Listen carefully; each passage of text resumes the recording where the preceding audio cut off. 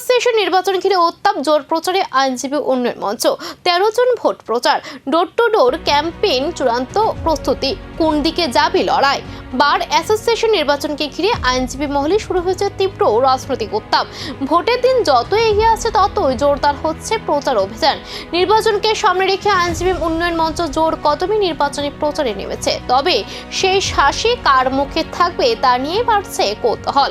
প্রচারের মূল লক্ষ্য সংগঠনকে শক্তিশালী করা এবং নির্বাচনে সাফল্য নিশ্চিত করা। তবে ভোটের মাঠে সমীকরণ কোন দিকে যাবে তা নিয়ে আইনজীবী মহলে চলছে জোর জল্পনা। শেষ মুহূর্তে কোন শিবির এগিয়ে থাকবে সেদিকে এখন তাকিয়ে সকলের নজর। আইনজীবী উন্নয়ন মঞ্চ পক্ষ থেকে আমি সেক্রেটারি পদে প্রার্থী এবং আমার সঙ্গে পুরো টিম আছে।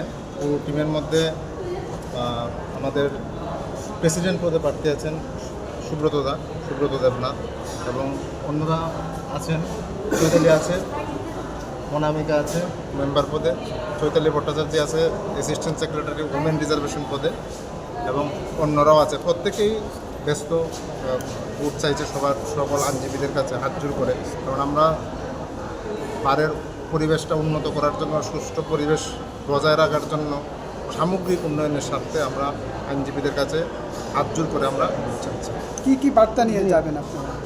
আমাদের যে জিনিসটা আমরা চাচ্ছি, ত্রিপুরা বারের যারা নবাগত আইনজীবী যারা আছেন তারা যাতে প্রচারে চলছে জোর কদম, কিন্তু সিদ্ধান্ত নেবে ভোট বাক্স। 13 জনের রায়ই ঠিক করবে কে পাবে নেতৃত্বের চাবিকাঠি।